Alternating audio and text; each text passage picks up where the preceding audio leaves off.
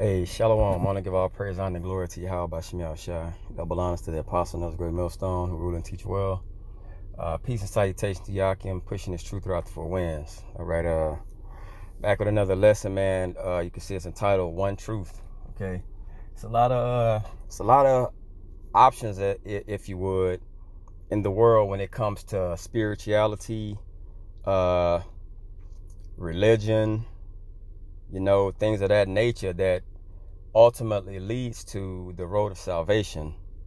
Okay, so all of these options and all of these people, everybody believes that they have this one truth.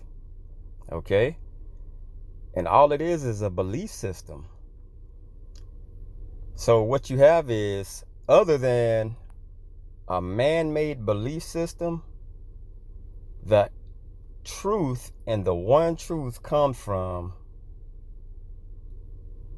Yahweh, Yahweh Shai. Okay, one truth. You can Google all religions, and it's thousands. Okay, those are the ones documented. You can Google like religion, belief systems, all of those things, and you're going to get numerous results. Okay, in this big broad world we live in. But it's mind-blowing to know that it's only one right way to go. Okay, just one. All right, I'm going to start in 2 John 1 and 10. It says, if there come any unto you and bring not this doctrine, that's singular, this doctrine which I'm pushing forth, this doctrine that's singular, receive him not into your house. Okay, so this is division. Okay, this shows you that if someone is not in the same mind frame through the spirit that you're in, you're not supposed to come together with them. Okay, because ultimately right here you can reason together, and the conclusion has to be that you're right and I'm wrong. That would be them actually understanding that you have the correct way. Then you can bid them into your house, okay, to teach them, and they can be taught in nice understanding going forth. Okay, it said, receive them not in your house, neither bid them Godspeed. And this is Godspeed: to rejoice, be glad, to rejoice exceedingly, to be well, to thrive, and salutations hail at the beginning of letters, to give one greetings or salute. So you're not supposed to salute them. Okay, you're not supposed to still brush shoulders with them. It don't mean be ugly, but when it comes to speaking on things of the spirit and salvation, that's not nothing or a line that you cross, because you know that it's no way that they're going to give over to the truth. Okay, they think that their way is right. All right, and what's the interesting thing about this is, everybody thinks that they have the truth. So if they think that they have the truth, guess what? They can bring this scripture to you. Okay, so the Lord is all about division, bro. He's all about division. It doesn't have to be done in a nasty way, in a negative mind frame, but it's showing you right here that it's all about separation. All right, it's all about separation. And Godspeed is basically when you're exceedingly rejoicing. That's because someone was won over to the body and its truth. Okay, it says, for he that abideth, that biddeth him Godspeed, is partaker of his evil deeds.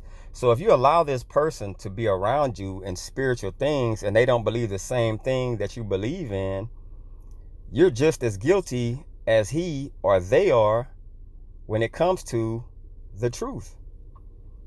Because let's be honest, bro, it's no gray areas with the Lord. It's right and wrong. Either you have this doctrine, which is truth, and it's one, or you don't. So that's why it's telling you, you're basically partaking in their evil deeds by, and this is what I love about my apostles and my elders. It's none of that we're going to hold hands and come together and break bread and doctrine, because it's scriptures like this that totally tells you not to do those things. Can two walk together if they're not agreed? Why would I walk and bring forth the scriptures out with someone from another camp and they believe that the name of the Lord is something totally different? Or their doctrine is, their 12 tribes chart is something different. Or they don't believe in the 12 tribes chart. See, that's the thing. That's like a cancer in a body. You have cells and fighting against each other. That's schism in the body. By you allowing these men to come in and basically break bread with you, you're allowing that into the body that you're partaking in. Okay? Sooner or later, when that doctrine comes to the forefront, it could be why you're bringing it out. And then think if two camps came together and someone came forth and they really wanted to know the true name, and the person that you bringing it out with from another camp, and they don't believe in that name, now this person that wants to know the name, they're in confusion. They're like, so which one is it? Now you have a divide, but you're out there together. This is why it's only one truth. Okay? And a precept to that is Romans 16:17. It said, now I beseech you, brethren, mark them which cause divisions. Okay? So coming together with not the same doctrine, that would be a division.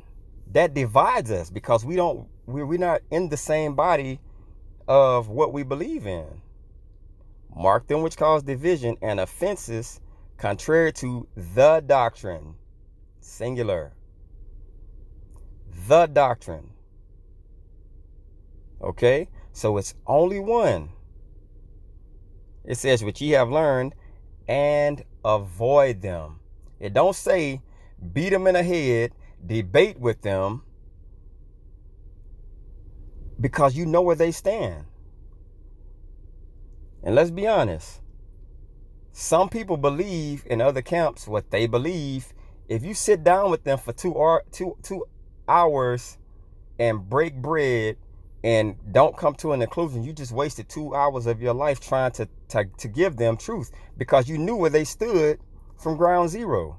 This is what they believe in. Why would I sit down and argue with you knowing that when we get up from this table that nothing's going to change? That's why I say avoid them.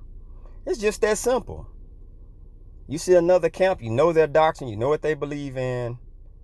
Why would you sit up and purposely argue with them?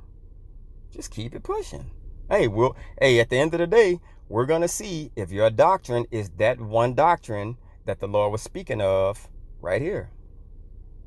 Okay? It says avoid them.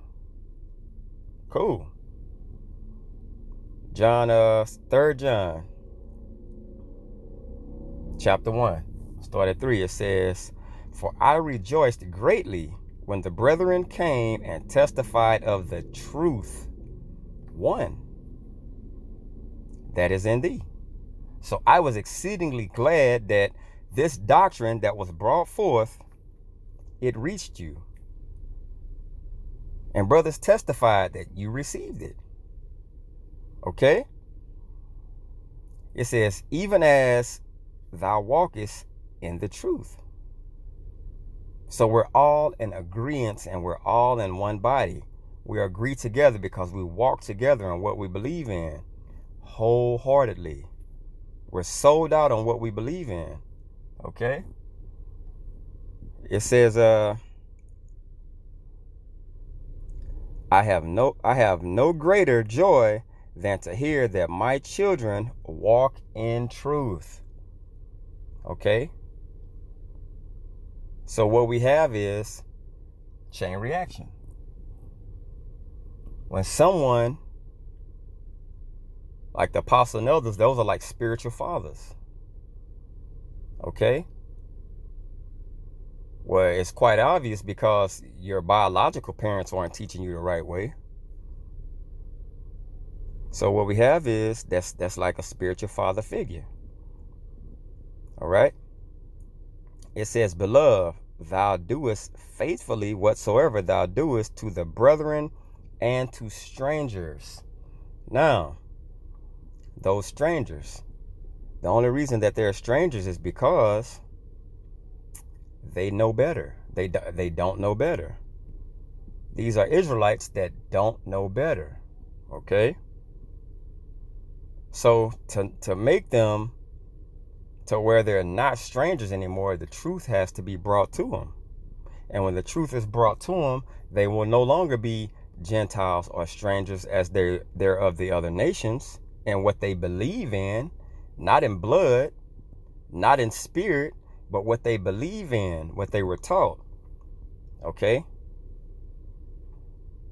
It says, which have borne witness in thy charity before the church, to be born again. That's witness. That's to be made known. Okay? You'll know someone in their change because it's certain things they're not going to do anymore. It's certain mannerisms that they're not going to partake in anymore. Okay?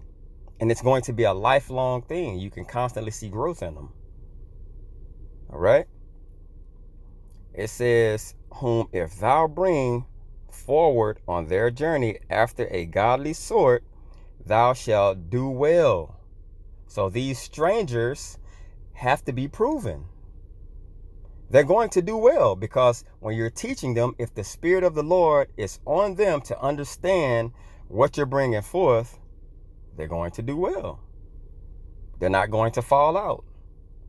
Okay?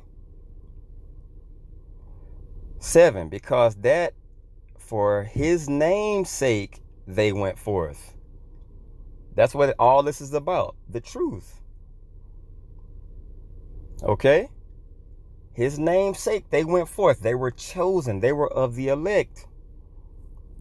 Taking nothing of the Gentiles. We, therefore, ought to receive such, that we might be fellow helpers to the truth. So these Gentiles are Israelites. Okay? But we need to help them and get them out of the mind state that they're in captivity. It's a beautiful thing how the Lord orchestrated this whole thing, man. When you understand that everybody is not going to understand this. Stumbling blocks are a beautiful thing, bro. They're beautiful. Even though people might look at it as something negative, it's beautiful. All right? Because everybody is not supposed to understand. That's just the way the Lord have it set up.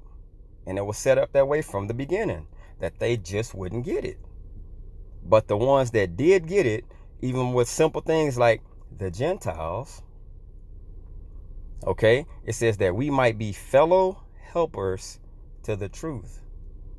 Now these Gentiles, when they understand, they're going to be a fellow helper with you in the labor for the name's sake of Yahweh Shem Yahushua. They get it now. So they're going to be part of the same body that you're in, and that one truth. Okay? I hope this was edifying. I want to give all praise, honor, and glory to Yahweh Shem Yahushua. Double honors to the apostle of the great millstone. Peace and blessing to you. I can push this truth throughout the four winds. Shalom.